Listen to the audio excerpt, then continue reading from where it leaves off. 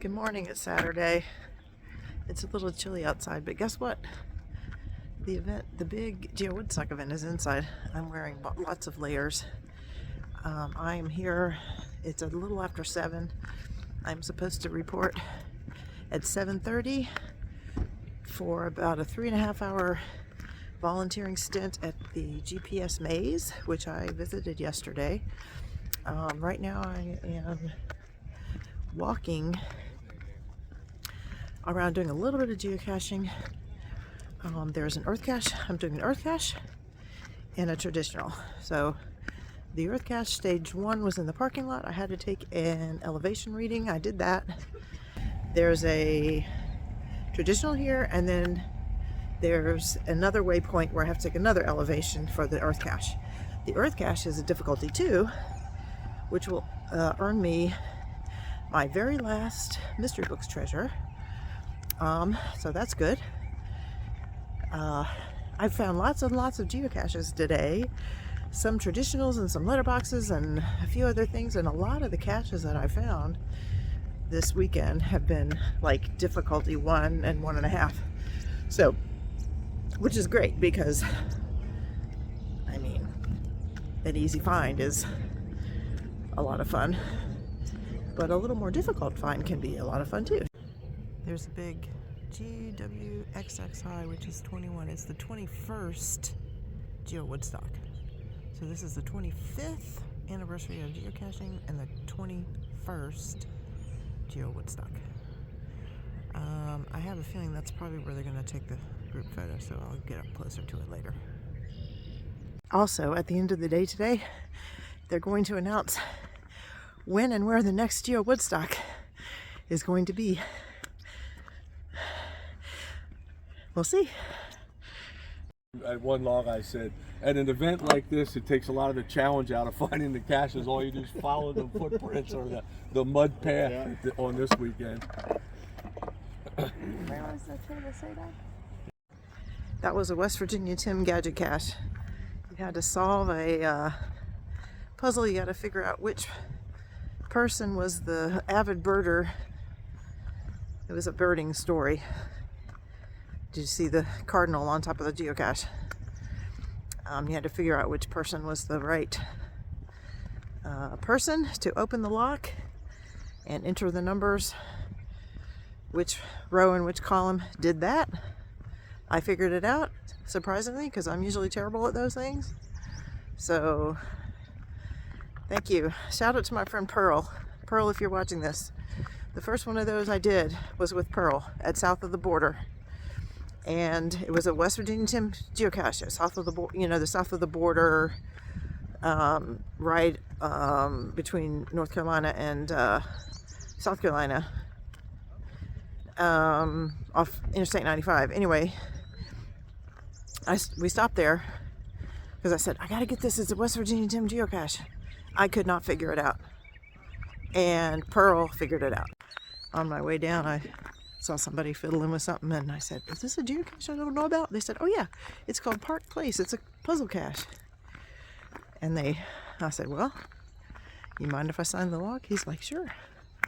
So I signed the log, and then he told me how you're supposed to solve the puzzle, and it's super easy, and I would have gotten it anyway. So there you go.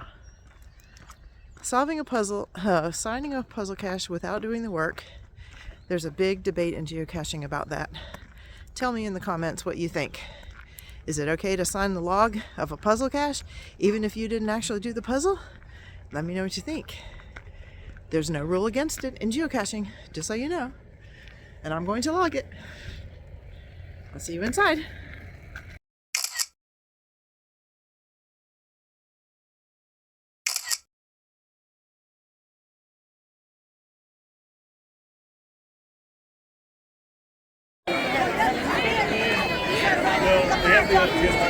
This big Geowoodstock sign is the log.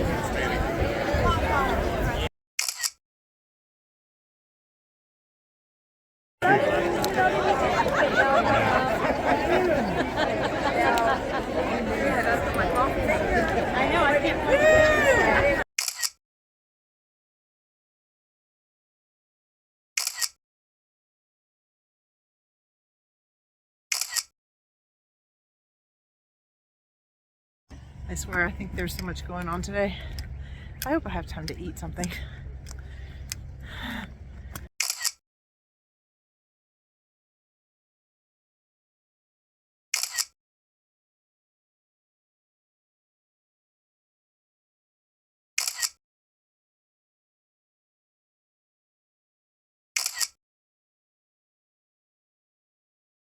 And get some much needed rest and food before our Midnight Madness event. We need to do the proper send off and make sure we close this thing off right. So I want to start first by thanking you all. I guess for a little bit of background, I started geocaching in 2009. I was 8 years old. My first big event I went to was in Sellersburg, Indiana at Geowoodstock 10.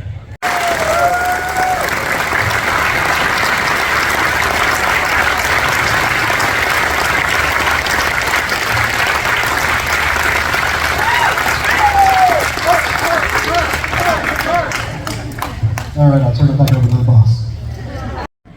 Now, I like golf. I'm not good at it, but I like it.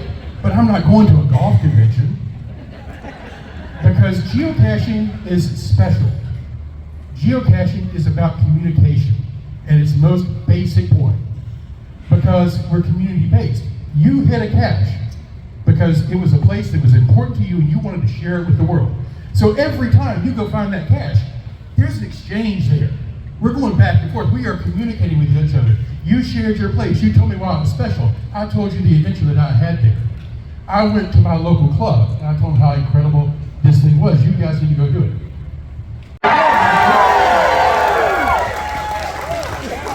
I appreciate that applause when you cover that little snort up.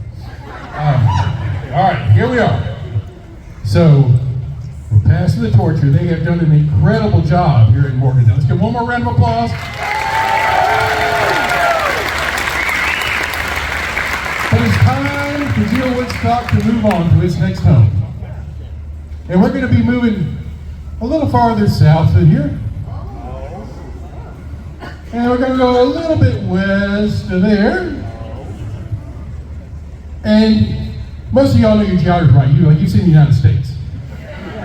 Okay, so I don't know how good you are at darts, so just use your finger and take that map that you can picture in your head. Take that map and do this. Right in the middle of the map, right? Yeah. In the great state of Kansas, we are going to Hutchinson, Kansas for Geowoodstock 22.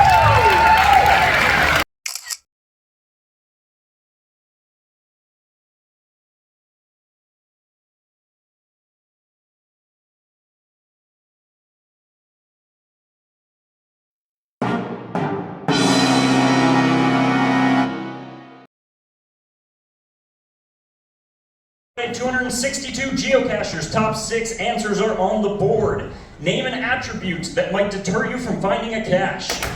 Yes. Mistakes. Mine's lighting up. He missed it. You hit it first, Clay. He missed.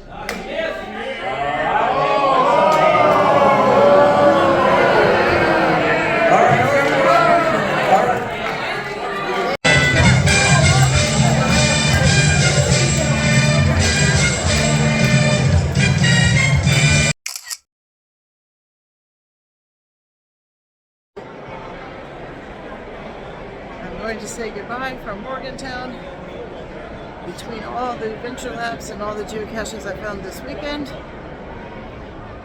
this event, Midnight Madness, was my 3,000th find.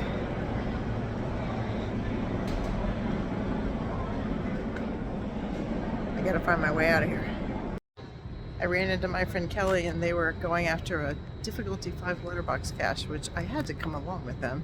Somebody else had to done the math. So we did that, and so now I hope I can find my way back to my car in this parking garage. Wish me luck. Thank you for joining me on this epic geocaching adventure. Happy running, happy hiking, happy geocaching. Bye.